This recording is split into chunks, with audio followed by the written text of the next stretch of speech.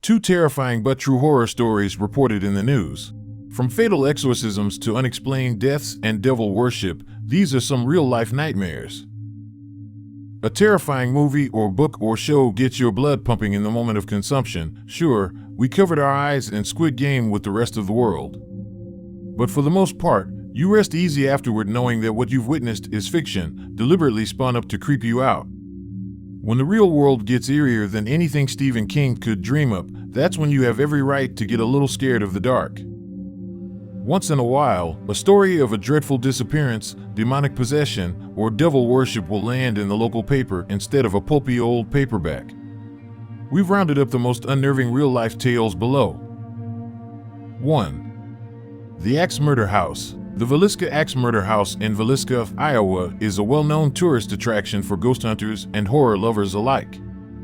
The site of a gruesome unsolved 1912 murder, in which 6 children and 2 adults had their skulls completely crushed by the axe of an unknown perpetrator, was purchased in 1994, restored to its 1912 condition, and converted into a tourist destination.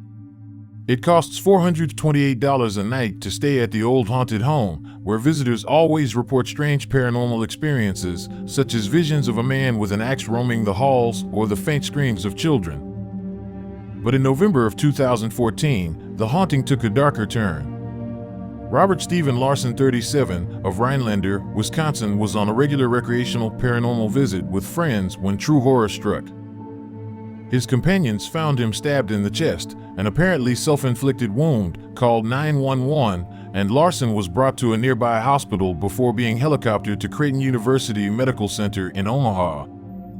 The Montgomery County Sheriff's Office said Larson suffered the self-inflicted injury at about 12:45 a.m., which is around the same time the 1912 axe murders in the house began. Larson recovered from his injuries, but has never spoken publicly about what occurred that day. For Martha Lynn, the owner of the home, the incident was very upsetting. It's publicity, but it's not exactly the kind of publicity you desire to have. I don't want people thinking that when they come to the Villisca Axe Murder House something's going to happen that's going to make them do something like that. The house remains open for tourist visits and overnight stays today.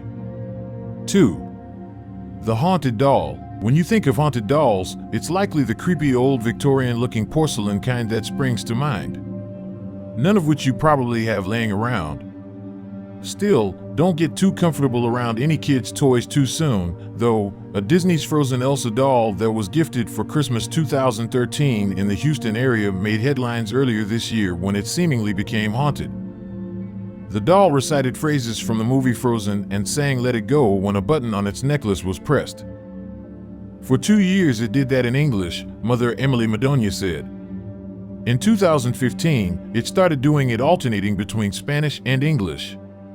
There wasn't a button that changed these, it was just random. The family has owned the doll for more than 6 years and never changed its batteries. The mother says the doll would randomly begin to speak and sing even with its switch turned off. The family decided to throw the creepy doll out in December of 2019. Weeks later, they found it inside a bench in their living room. The kids insisted they didn't put it there, and I believed them because they wouldn't have dug through the garbage outside, Madonia told Houston News. At that point, Elsa ceased to sing the English rendition of "Let It Go" altogether, speaking only Spanish when pressed. The family then double-bagged the bizarre doll and placed it at the bottom of their garbage, which was taken out on garbage day. They went on a trip shortly after, but when they returned, Elsa too had come back and was waiting in the backyard of their home. This time, the family mailed Elsa to a family friend in Minnesota who taped the haunted doll to the front bumper of his truck. It doesn't seem to have made its way back to Houston yet, as per Madonia's latest February Facebook update on the creepy doll. Thanks for watching, and make sure to like our video and subscribe to our channel. It will help us a lot.